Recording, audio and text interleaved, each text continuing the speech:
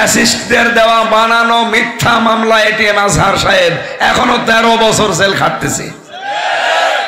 এই বানানো মামলা এই ফ্যাসিস্ট যারা দিয়েছিল এদের এই মামলা একটাও সত্য না, যেটার প্রমাণ আমি নিজে, আমার উপরেও তো দিয়েছিল, পুরাটা বানানো না, আমারে দিয়েছে আনসারুল্লাহ বাংলা টিমের প্রধান। কি সে জীবনে নামই শুনিনি। ওর ভেতরে যে দেখলাম একজন আছে আল্লাহ দলের প্রধান। বললাম আপনি কয় বছর আছেন? একজন বছর 17 বছর। আপনার এই দলে আর কেউ আছে দেশে? বলছে না, আমি সভাপতি আর আমার ছেলে সেক্রেটারি। কি দল নাম দিয়েছে দেখেছেন? আল্লাহ দল। কোন লোক নেই দেশে, শুধু ও সভাপতি, ছেলে সেক্রেটারি, দুইজনেই ছেলে। আর আমারে দিয়েছিল আনসারুল্লাহ বাংলা টিমের প্রধান। ইও ছাতাছে কি আমি কোনোদিন নামই শুনি। তাহলে বানানো মিথ্যা মামলা দিয়ে 3টা বছর ওরা জীবন থেকে নষ্ট করে দিল। কথা বলেন না কেন? এই জালেমদের তৈরি করা সব মামলা থেকে যেহেতু ফাঁসির আসামিরাও এখন খালাস পেয়ে যাচ্ছে, আমরা চাই নিরপরাধ এই মানুষটা অন্তত জীবনের শেষ কয়েকটা দিন যেন পরিবারের সাথে কাটাতে পারে। কথা বলেন না কেন? এটা আমি এমনি খেলা করার জন্য বলি নাই। সামনে যে সময় আসতেছে আপনারা লিখে দিয়েছেন কি আমারে বিশ্ব পরিস্থিতি নিয়ে কথা বলার জন্য।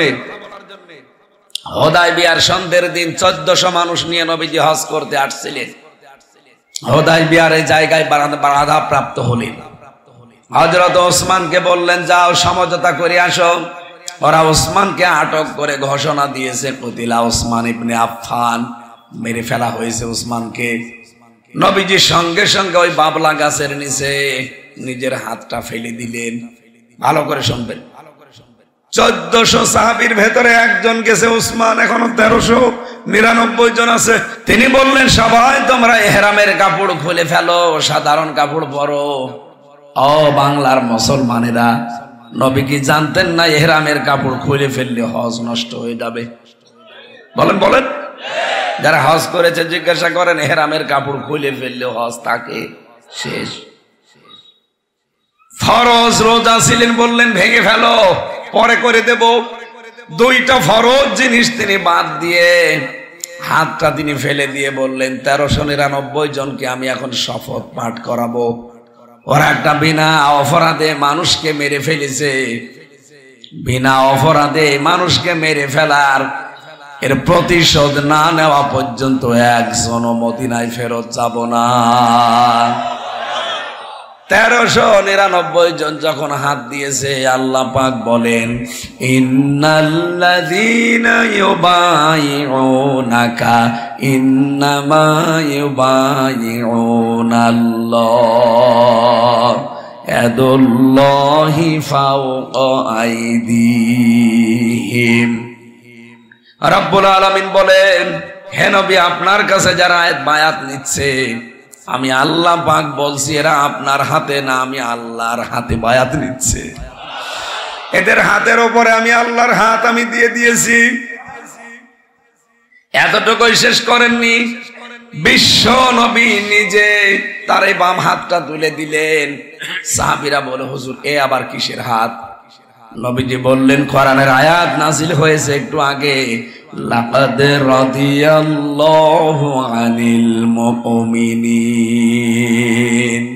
আল্লাহ পাক বলেন অবশ্যই আমি আল্লাহ রাজি হয়ে গেছি। রাদিয়া এটা মাজি, এটা পাস্ট, অতীতের শব্দ। আল্লাহ বলেন আমি রাজি হয়ে গেছি আনিল মুমিনিনা, এই মুমিনদের উপরে। কোন মুমিন?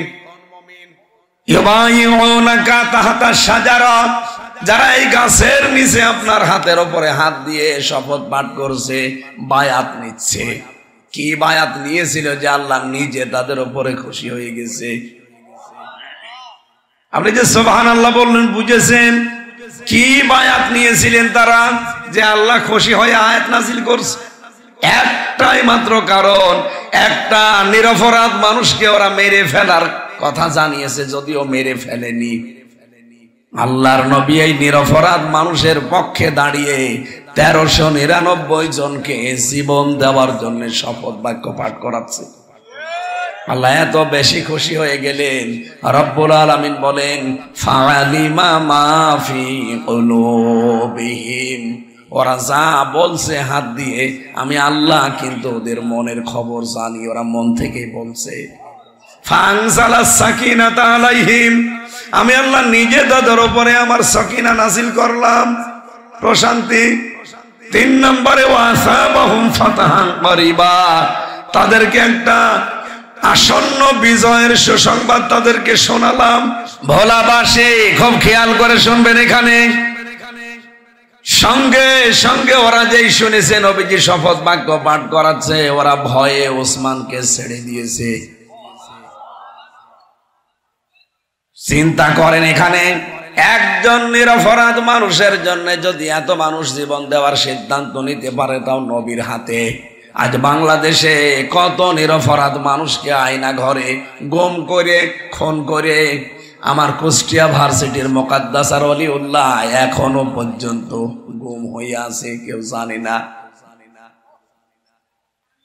তারা একজন মানুষের জন্য যদি এত মানুষ জীবন দিতে সিদ্ধান্ত নেয়, বাংলাদেশে কত মানুষ খুন হলো, গুম হইলো, আয়না ঘরে থাকলো, জীবন দিল। কত মানুষকে এখনো বিনা কারণে জেলখানায় আটক করে রেখেছেন। তার ভেতরে এটিএম আজহারুল ইসলাম একজন। কথা বলে না কেন?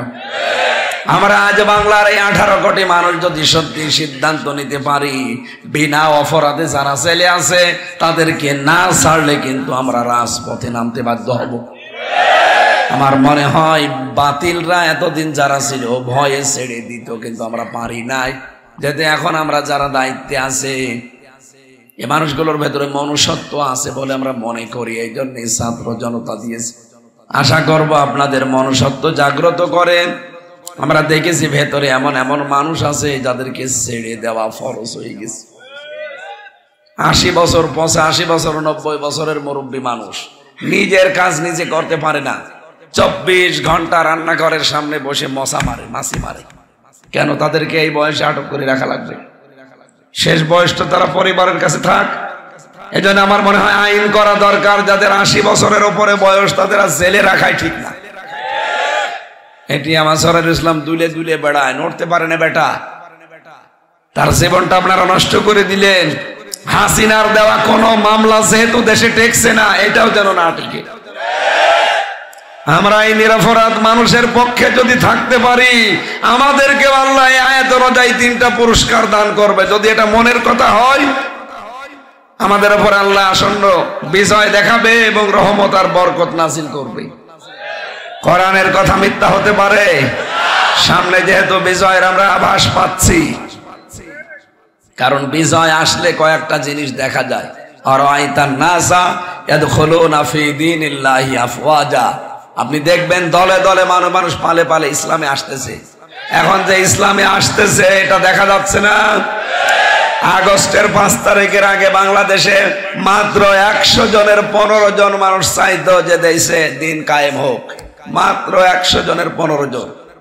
জানুয়ারি মাসের 1 তারিখের জরিপ, এই দেশে 100 জনের 58 জন মানুষ চেয়েছিল এদেশে ইসলাম কায়েম হোক। গত পরশু দিনের এই 8 তারিখের জরিপ, আজকে 11 তারিখ, 8 তারিখে জরিপ বের হয়েছে। এগুলো আমরা বানাইনি, আন্তর্জাতিক জরিপ। এরা জানাচ্ছে বাংলাদেশে 100 জনের 66 জন মানুষ এখন চাচ্ছে এদেশে দিন কায়েম হোক। এখানে দলে দলে মানুষ পালে পালে আজ ইসলামে আসতেছে। কথা বলেন না কেন? আমি লরেন বোথের কথা বলেছিলাম এই কারণে, কারণ আজ আমরা কোরআনের কাছে আসতে চাই না। এই মহিলা যেই বলেছে আমি ইসলাম জানতে চাই, এক মুসলমান তারে কোরআন তুলে দিয়েছে। 3 বছর কোরআন শরীফ পড়েছে বুঝে বুঝে, 52 জায়গায় লাল দাগ দিয়েছে, 53 জায়গায় দাগ দিতে যে মুসলমান হয়ে গেছে। সাংবাদিকরা বলছে আপনি একজন খ্রিস্টান, এই পৃথিবীতে সবচাইতে বেশি মানুষ বাস করে খ্রিস্টান ধর্মে, আর আপনি মুসলমান হয়ে গেলেন কেন? উনি বলছে দেখেন আমি কোরআন শরীফ বুঝে পড়েছি, 3 বছর লাল দাগও দিয়েছিলাম ভুল ধরে, কিন্তু আল্লাহর ইশারা যেখানে লাল দাগ মারি দেখি তার পরের আয়াতে পরের সূরাতে ওর জবাব আল্লাহ 1500 বছর আগেই দিয়ে দিয়েছে। 53 নম্বর জায়গায় এসে আমার জীবনের ভুল ধরা পড়ে গেছে।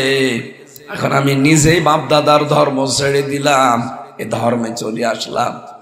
এজন্য যেহেতু এটা সবার জন্য, সবাইকে আহ্বান জানাচ্ছি আসবেন। কিন্তু অন্য ধর্মের লোকেরাও শোনে, আমি জানি যে ধর্মে আছেন না কেন আপনারা জোর জবরদস্তি বাড়াবাড়ি আমাদের ধর্মে নেই। এই জন্য এটা পড়েন, একটু বসেন, একবার যদি একটু বুঝে ফেলতে পারেন, মাস্ট বি আপনিও বাপদাদার ধর্ম ছেড়ে চলে আসতে বাধ্য হবেন। আর আমরা সামনে এই সিদ্ধান্ত নিয়ে যাব, আজ নিরপরাধ যারা আছে তাদেরকে যেন মুক্ত করে এই দেশের মুক্ত বাতাসে আমরা ফেরত দিতে পারি। আল্লাহ আমাদেরকেও আসন্ন বিজয় দেখার তৌফিক ইনশাআল্লাহ দেবেন চর্ম চোখে, বলেন আমিন। আমাদের আজকের তেলাওয়াতকৃত আয়াত আপনারা দেখলেন, সূরা মায়েদা 54 নম্বর আয়াত। এই আয়াত থেকে কিছু তথ্য বের করে আমরা আলোচনা তাফসীর আকারে করব ইনশাআল্লাহ। কণ্ঠটা যদি সাপোর্ট দেয় আপনারা একটু দোয়া করেন, আল্লাহ যেন গলাটা ছেড়ে দেয়। ওয়াইদা মারিদতু ফাহুয়া ইয়াশফিন, আমি যখন অসুস্থ হই শেফা দেয় কে? সুতরাং উনি দিতে পারবে। মরা গাছে যদি আল্লাহ ফুল ফোটাতে পারে, কি পারে না? মরুভূমিতে যদি আল্লাহ পাথরের ভেতর থেকে পানি বের করতে পারে, কণ্ঠর মালিক যিনি উনি ছেড়ে দিতেও পারে। বিজ্ঞান জানিয়েছে এক একটা কথা তৈরি হতে এই কণ্ঠের ভেতরে 27টা ধাক্কা লাগার পর একটা কথা তৈরি হয়। অন্তত আমার এই ধাক্কাগুলো হয়তো সমস্যা হচ্ছে, আল্লাহ যেন নিজ দায়িত্বে ছেড়ে দেন। অন্তত যারা এসেছে আয়াত অনুযায়ী তাফসীর যতটুকু আমি বুঝেছি করার তৌফিক কামনা করছি, আমিন। আল্লাহ রাব্বুল আলামিন বলেন, ইয়া আইয়ুহাল্লাযীনা আমানু, ওহে যারা ঈমানের দাবি করো তাদেরকে বলছি, মাইয়ারতাদ্দা মিনকুম আন দীনিহি। এই যে ইয়ারতাদ্দা শব্দটা ইরতিদাদ থেকে এসেছে। এ বাংলা অর্থ হচ্ছে ফিরে যাওয়া। যারা হক ছেড়ে দিয়ে বাতিলের দিকে ফিরে যায়, যারা আল্লাহর দিন ছেড়ে দিয়ে মানুষের তৈরি করা নিয়ম নীতির দিকে দৌড়ায়, যারা আল্লাহর দিন বাদ দিয়ে বদ্দিনের দিকে হেঁটে যায়, ফাসাউফা ইয়াতিল্লাহু বিকওমিন ইউহিব্বুনাহুম ওয়া ইউহিব্বুনাহু। আল্লাহ পাক বলেন, অতি শীঘ্রই আমি আল্লাহ এমন একটা জাতিকে তাদের উপরে নিয়ে আসবো যারা আল্লাহকে ভালোবাসে, আল্লাহও তাদেরকে ভালোবাসেন। একটা আমার মনে হচ্ছে বাংলাদেশে অনেকের জীবনের সাথে 100 মিলে যাচ্ছে। ভোলাবাসী ইব্রাহিম আলাইহিস সালাম আল্লাহকে তিনি খোঁজ করেছিলেন, খুঁজতে খুঁজতে খুঁজতে খুঁজতে পেয়েছিলেন। কখনো তারকা, কখনো চন্দ্র, কখনো সূর্য, এগুলো দেখে দেখে মনে করছিলেন এগুলো আমার রব হবে। পরবর্তীতে তিনি সিদ্ধান্ত নিয়েছিলেন তার বিবেকের উপরে যে না, এগুলো যখন ডুবে যায়, এগুলো যাতে অস্তমিত হয়ে যায়, একটাও আমার রব হতে পারে না। তখন তিনি সিদ্ধান্ত নিয়ে বলেছিলেন, ইন্নী ওয়াজ্জাহাতু ওয়াজহিয়া লিল্লাযী ফাতারাস সামাওয়াতি ওয়াল আরদা হানিফা ওয়া মা আনা মিনাল মুশরিকিন। রব্বুল আলামিন বলেন, ইব্রাহিম নবী অনেকগুলো জিনিসকে খুঁজতে খুঁজতে সব বাদ দিয়ে শেষে আমার দিকে রুজু হয়েছিল। এমন রুজু হয়েছিল হানিফা, একনিষ্ঠ ভাবে। ওয়া মা আনা মিনাল মুশরিকিন, সে বলেছে আমি মুশরিক না, কোনদিন আমি আর শিরিক করি না। এখান থেকে শিক্ষা কি? ভালোবাসি ইব্রাহিম আমাদের জাতির পিতা, তিনি আল্লাহকে খোঁজ করে নিয়েছিলেন। আর এই বাংলার জনগণকে আলেমরা চোখে আঙ্গুল দিয়ে হক কথা, হক পথ দেখিয়ে দিলে এরা মানতে চায় না। এই কথা বলেন না কেন? আজ আপনি ইসলাম থেকে দূরে চলে যাচ্ছেন, দিনে হক থেকে দিনে বাতিলের দিকে চলে যাচ্ছেন। আপনি কি মনে করছেন আমি আল্লাহকে দুর্বল করে ফেলবো? তার বিধান এই দেশে কায়েম আর কেউ করতে পারবে না। কেউ যদি আল্লাহর দিন থেকে মুখ ফিরিয়ে নেয়, আল্লাহ কিন্তু ফাসাউফা দিয়েছেন। এমনিতেই তো সিন দিলে অর্থ হয়ে যেত, তারপরে বা সাউফা না দিয়ে ফা লাগিয়েছেন। আল্লাহ বলেন, অতি শীঘ্রই আমি আল্লাহ ইয়াতিল্লাহ, আমি আল্লাহ নিজে নিয়ে আনবো বিকওমিন, এমন একটা জাতিকে ইউহিব্বুহুম, তারা আমি আল্লাহকে ভালোবাসবে, ওয়া ইউহিব্বুনাহু, আমি নিজে আল্লাহ তাদেরকে ভালোবাসবো। সুতরাং বাংলাদেশে যারা আজ ইসলাম বিজয়ী হওয়ার পথে, আজ বাংলার প্রায় 12টা ইসলামী দল সিদ্ধান্ত অলরেডি নিয়ে ফেলেছে, আমরা ইসলামের সামনে একটা বাক্স দিতে চাই।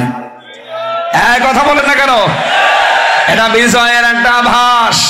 কারণ এই দেশে শুধু ইসলামপন্থী মানুষগুলো যদি এই কথা বলতে পারে যে আমরা ইসলামের একটা বাক্স দিতে চাই, আল্লাহর কসম কেউ এ দেশে বিজয় ঠেকাতে পারবে না। এজন্য মুনাফিকদের মাথা অনেকের খারাপ, বিশেষ করে চাঁপাইনবাবগঞ্জের হারুন আর হারুনের বউ, মাথা খারাপ হয়ে গেছে। বলছে দেশের ইসলামপন্থীরা না, বাইরের দেশের মুসলমান কেউ যদি নিয়ে আসে, তার বড় নাকি দেশে 100 ভাগের 10 ভাগ ভোট আমরা পাবো না, আমরা সামনে এবার দেখাবো। এক কথা বলেন না কেন? সেদিন আমিরে জামাত এসেছিল আপনাদের চরমনায়, চরমনায়ের পীর বলছে অনেকেই মনে করে আমরা জামাতের সাথে হাত মিলিয়েছি, না আমরা কিন্তু হাত মিলিয়েই ফেলেছি। আল্লামা মামুনুল হক জেলখানার ভেতরে 3টা বছর আমার সাথেই ছিল। উনি বারবার বলতো, হামজা বাইরে চিন্তা করতাম কি আর ভেতরে এসে দেখছি কি। বাইরে আমরা টুপি নিয়ে মারামারি করি, আকীদা নিয়ে মারামারি করি, জুব্বা নিয়ে মারামারি করি, মোনাজাত নিয়ে মারামারি করি, আর এখানে এসে জালেমরা দেখি সব এক জায়গায় রেখে দিয়েছে। বাইরে যদি আল্লাহ আমাদেরকে বের করে, সব চাইতে বড় কাজ করব, আগে সব এক জায়গায় করব। উনি কিন্তু চেষ্টা চালাচ্ছে সারা দেশে। এই কথা বলেন না কেন? আপনারা টুপি, দাড়ি, জুব্বা, আকীদা সব এখন বাদ দেন, আগে ইসলামের একটা বাক্স দেন। মানুষ এখন মুখিয়ে আছে, ইসলামের বাক্সটা আগে দিয়ে দেখেন। 10 ভাগ না, এদেশের 100 ভাগের 100 ভাগ ভোট মুসলমানেরা পাবে। আপনি আল্লাহর দিন থেকে ফিরে যাচ্ছেন, মনে হচ্ছেন যে না আমি দুর্বল করে ফেলবো আল্লাহকে। আল্লাহ বলেন কখনোই না, আমি আল্লাহকে দুর্বল করা সম্ভব না। রব্বুল আলামিন এরপরে জানিয়েছেন, আদিল্লাতিন আলাল মুমিনিনা আইজ্জাতিন আলাল কাফিরিন। যে মানুষগুলো পৃথিবীতে মুমিনের গুণাবলী অর্জন করে, এদের ভেতরে অন্যতম গুণ হচ্ছে তারা আমার মুমিন বান্দাদের প্রতি মেহেরবান, আর কাফেরদের প্রতি তারা কঠিন।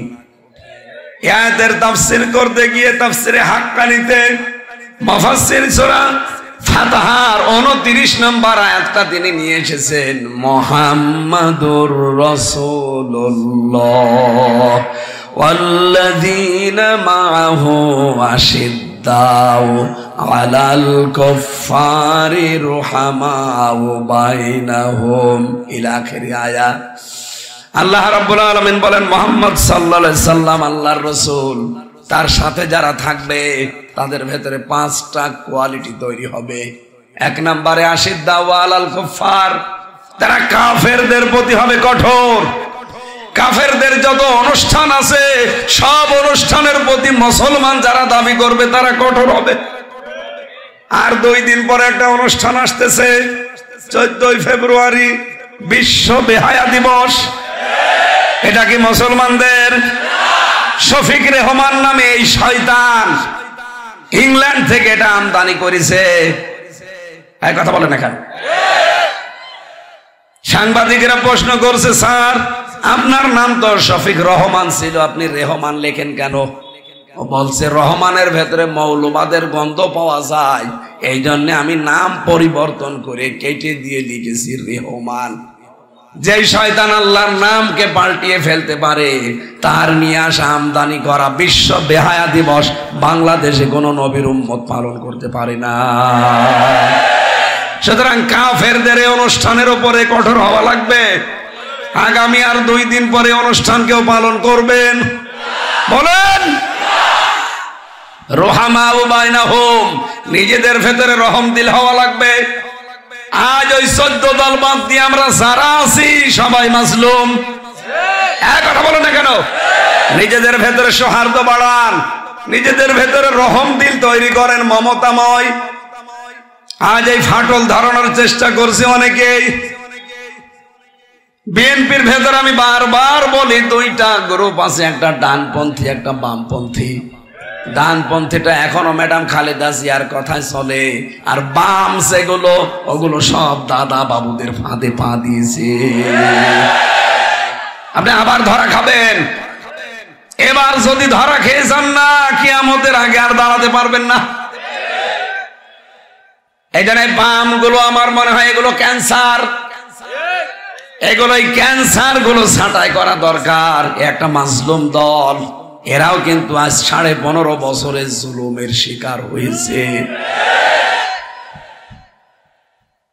আমি যে কথা বোঝাতে চাচ্ছি, আমরা যদি মুমিনের কোয়ালিটি অর্জন করতে চাই, বাস্তবতায় অবশ্যই আমাদেরকে কাফের মুশরিকদের প্রতি, তাদের অনুষ্ঠানগুলোর প্রতি কঠোর হওয়া লাগবে, আর নিজেদের প্রতি মায়া মহব্বত ভালোবাসা মমতা বাড়ানো লাগবে। কথা বলে না কেন? আপনি যদি মনে করেন না এদেশে আলেমদের গালি দিলে, কোরআনে কারিমের বিরুদ্ধে কথা বললে মানুষ হয়তো ফিরে যাবে দিন থেকে, কে বলেছে আপনাকে? ওয়াইন তাতাওয়াল্লাউ ইয়াস্তাবদিল কওমান গায়রাকুম সুম্মা লা ইয়াকুনু আমসালাকুম।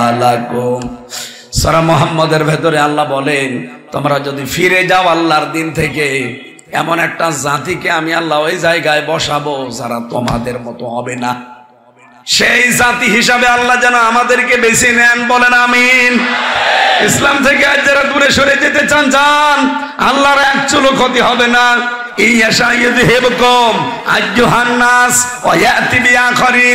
যদি তোমরা ফিরে যাও, এই মানুষের ভেতর থেকে একটা দলকে আমি আল্লাহ বের করে নিয়ে আনবো। সে ক্ষমতা এখন আল্লাহর নেই। ওয়ালা তাদুররুহু শাইআ, তাদের কোনো ক্ষতি তোমরা করতে পারবা না। আল্লাহু আলা কুল্লি শাইইন কাদির, কারণ সব কিছুর উপরে আসল ক্ষমতা কার? আল্লাহ রাব্বুল আলামিন এখানে একটা উদাহরণ দিয়েছেন আমাদের ঈমানি শক্তি বৃদ্ধি করার জন্য। যদিও ঘটনা বলা আমার উদ্দেশ্য না, আমি একটা ইঙ্গিত দেই। ইল্লা তাগফিরু ইউআযযিবকুম আযাবান আলীমা।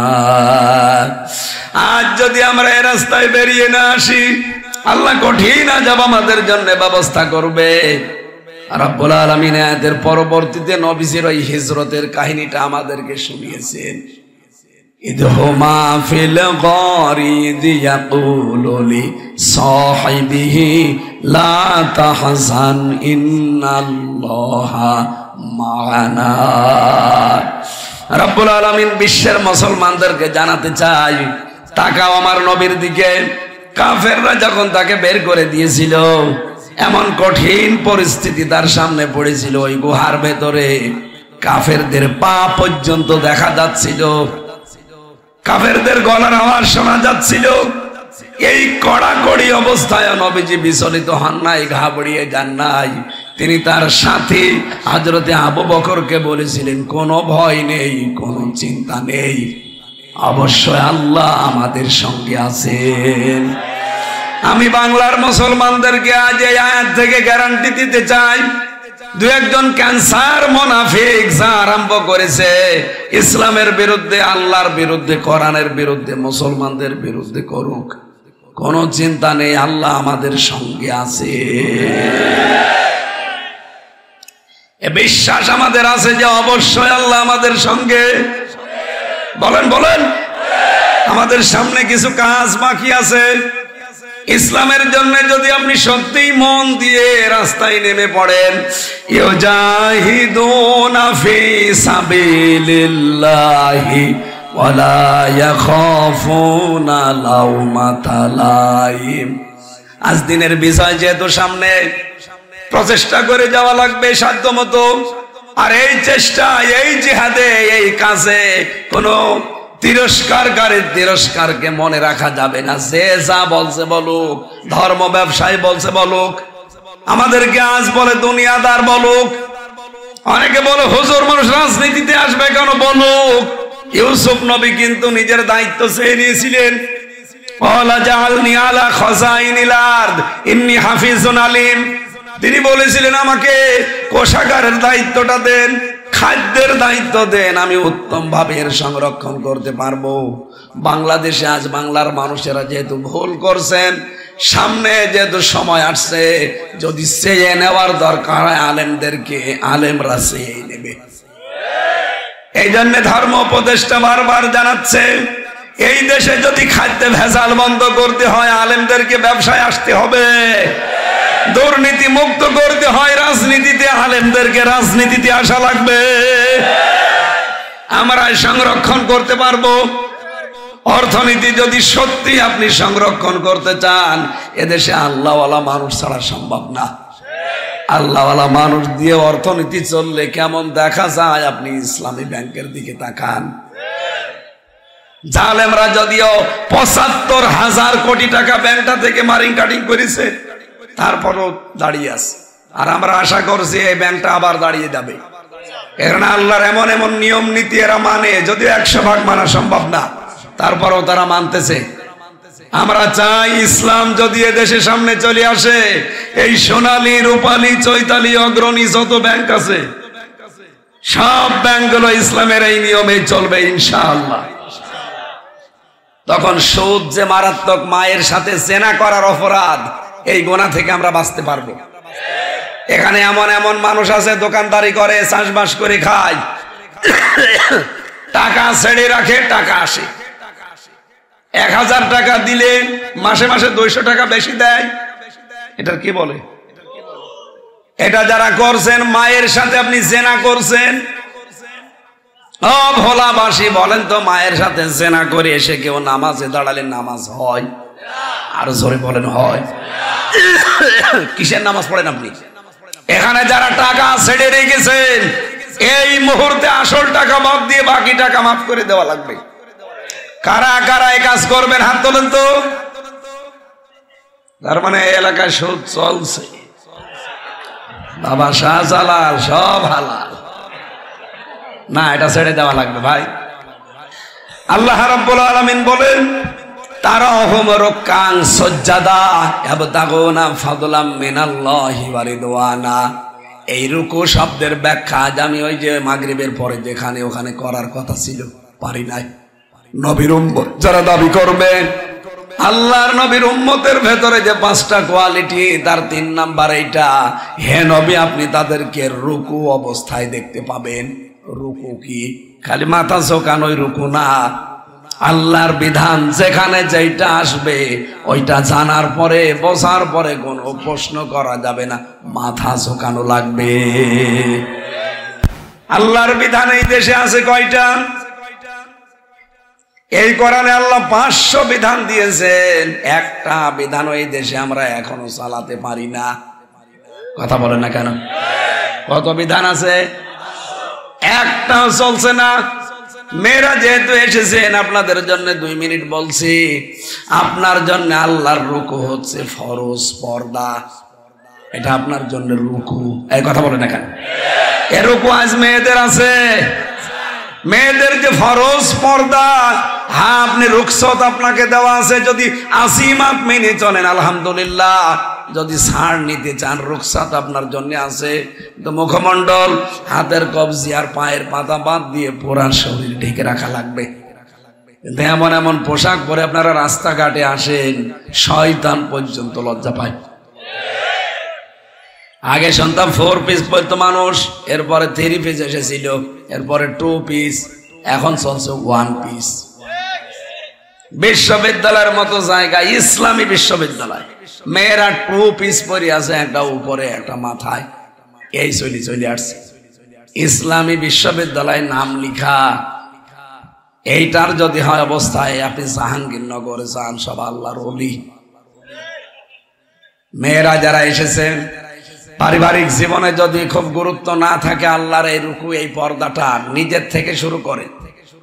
কারণ এটা এমন ফরজ বিধান, এই বিধানটার কারণে হাজারো মানুষকে আল্লাহ রাব্বুল আলামিন জান্নাত দান করবে।